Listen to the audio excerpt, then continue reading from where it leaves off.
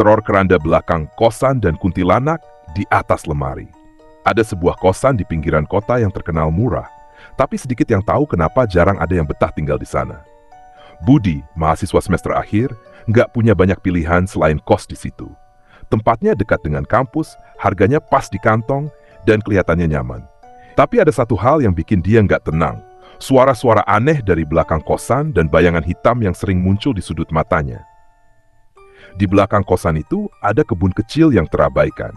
Semak-semak liar tumbuh tinggi, menutupi pemandangan dari kamar Budi. Seringkali tiap malam Budi mendengar bunyi gesekan pelan seperti kayu yang digeser. Awalnya dia pikir itu cuma suara angin atau hewan kecil. Tapi lama-kelamaan bunyinya makin sering dan makin jelas. Seperti ada sesuatu yang digeret dari kebun belakang. Suatu malam, Budi iseng mengintip dari jendela kamarnya. Dari balik semak-semak, dia melihat sesuatu yang besar dan panjang, seperti keranda mayat yang dipindahkan pelan-pelan. Tapi yang bikin bulu kuduknya berdiri, nggak ada siapapun yang menggerakkan keranda itu. Cuma melayang begitu aja. Sontak Budi langsung menutup gorden dan merapatkan pintu. Dia pikir, mungkin gue capek kali ya? Sambil berusaha menenangkan diri. Tapi malam-malam berikutnya, suara itu makin sering terdengar. Kadang disertai dengan suara tawa kecil yang cekikikan dari belakang. Setiap kali Budi mencoba mengecek, keranda itu selalu ada di sana, bergerak pelan-pelan di antara semak-semak. Sialnya, bukan cuma suara dari belakang kosan yang bikin Budi nggak tenang. Di dalam kamar pun ada yang aneh. Setiap malam, lampu di kamar Budi suka kedip-kedip sendiri. Awalnya dia pikir lampunya rusak, tapi lama-lama dia merasa ada yang memperhatikan dari dalam kamar. Beberapa kali dia merasa seperti ada yang duduk di atas lemari pakaian di pojok kamar. Tapi setiap kali dia menoleh, nggak ada siapa-siapa. Suatu malam, ketika sedang tiduran sambil main HP, Budi merasa ada yang gerak di atas lemari. Refleks dia mengarahkan senter HP-nya ke atas. Dan di sanalah, kuntilanak. Wajah pucatnya menatap lurus ke arah Budi. Rambut panjangnya terurai menutupi sebagian wajahnya. Bibirnya menyeringai aneh, seolah menikmati ketakutan Budi. Budi langsung lari keluar kamar tanpa berpikir panjang. Dia lari ke kamar temannya Andi, yang juga ngekos di situ. Dengan wajah pucat, Budi cerita semuanya. Andi awalnya nggak percaya, tapi dia juga sering dengar suara aneh dari belakang kosan. Mereka berdua akhirnya memutuskan buat nunggu sampai pagi di luar kamar. Besoknya, mereka bertanya ke pemilik kos tentang kebun di belakang. Pemilik kos yang sudah tua, itu hanya tersenyum tipis dan berkata, "Kamu nggak usah takut. Kosan ini memang sudah lama dibangun di atas tanah bekas pemakaman. Mungkin itu cuma mereka yang ingin menyapa." Sejak malam itu, Budi dan Andi nggak pernah tidur nyenyak lagi. Teror keranda dan kuntilanak di atas lemari terus menghantui mereka.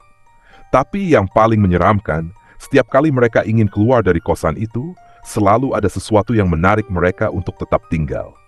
Kosan itu seolah hidup, dan teror di dalamnya nggak akan pernah berakhir. Budi dan Andi mulai mencari cara untuk mengatasi gangguan itu.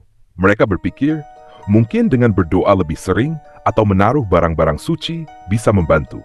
Setiap malam, Budi menggantungkan tasbih di atas pintu kamarnya, berharap hal itu bisa menenangkan makhluk-makhluk yang ada di kosan. Tapi entah kenapa, teror malah semakin intens. Suatu malam, saat Budi sedang mencoba untuk tidur, tiba-tiba terdengar suara berat dari belakang kosan.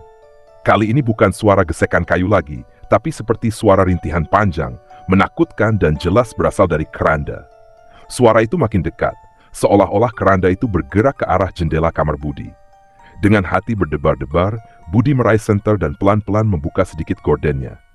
Yang dia lihat membuat napasnya tercekat. Keranda itu sudah berhenti tepat di luar jendelanya, dan kali ini ada sesuatu di dalamnya. Sesosok tubuh terbaring diam, diselimuti kain putih lusuh. Wajahnya tertutup rapat, tapi Budi bisa melihat bayangan samar kepala yang bergerak, seolah makhluk itu sadar kalau sedang diperhatikan. Panik, Budi menarik kembali gorden dan langsung loncat dari tempat tidur. Ketika dia hendak lari ke kamar Andi, tiba-tiba pintu kamarnya tertutup sendiri dengan keras. Suara cekikikan halus memenuhi ruangan. Dan lebih buruk lagi, dia mendengar sesuatu bergerak di atas lemari. Budi tahu apa yang ada di sana tanpa harus melihat. Di tengah ketakutannya, dia mendengar bisikan dari atas lemari. Suara kuntilanak itu terdengar sangat dekat. "Mau main lagi ya?" Kaki Budi gemetar, keringat dingin mengalir di seluruh tubuhnya. Ketika dia mencoba membuka pintu, tangannya terasa berat, seolah ada sesuatu yang mencegahnya untuk keluar. Di saat yang sama, kuntilanak di atas lemari mulai tertawa keras. Tawa itu memenuhi ruangan, menusuk telinga Budi, dan semakin menambah kepanikannya. Andi, yang mendengar keributan dari kamarnya, mencoba mendobrak pintu kamar Budi. Setelah beberapa kali dorongan, pintu akhirnya terbuka, dan Andi melihat Budi berdiri di tengah ruangan. Wajahnya pucat pasi. Dia segera menarik Budi keluar tanpa bertanya banyak, dan mereka berdua langsung keluar dari kosan malam itu juga. Mereka memutuskan untuk menginap di tempat teman lain malam itu. Dengan ketakutan yang masih membekas, Budi cerita semuanya ke Andi. Andi akhirnya mengakui kalau dia juga pernah melihat bayangan di atas lemari, tapi nggak pernah sejelas yang dialami Budi. Mereka sepakat untuk nggak kembali ke kosan itu lagi. Keesokan harinya, mereka berdua membereskan barang-barang dan pindah ke kosan baru. Tapi anehnya, saat Budi mengemasi barangnya, dia menemukan sebuah kunci kecil yang tidak pernah dia lihat sebelumnya di dalam tasnya. Kunci itu berkarat dan terlihat kuno, seperti kunci dari peti atau lemari antik. Budi nggak tahu dari mana kunci itu berasal, tapi entah kenapa, saat memegangnya, dia merasa seperti ada yang mengawasinya lagi. Walaupun mereka sudah pindah, teror itu nggak berhenti. Setiap malam, Budi masih sering mendengar suara keranda dan tawa kuntilanak di mimpinya. Seperti ada yang mengikuti mereka. Apa mungkin kunci itu adalah petunjuk dari teror yang mereka alami? Dan jika benar, apa yang terjadi jika mereka menemukan apa yang bisa dibuka dengan kunci itu? Misteri keranda dan kuntilanak di kosan itu sepertinya masih belum selesai. Ada sesuatu yang lebih besar yang belum terungkap.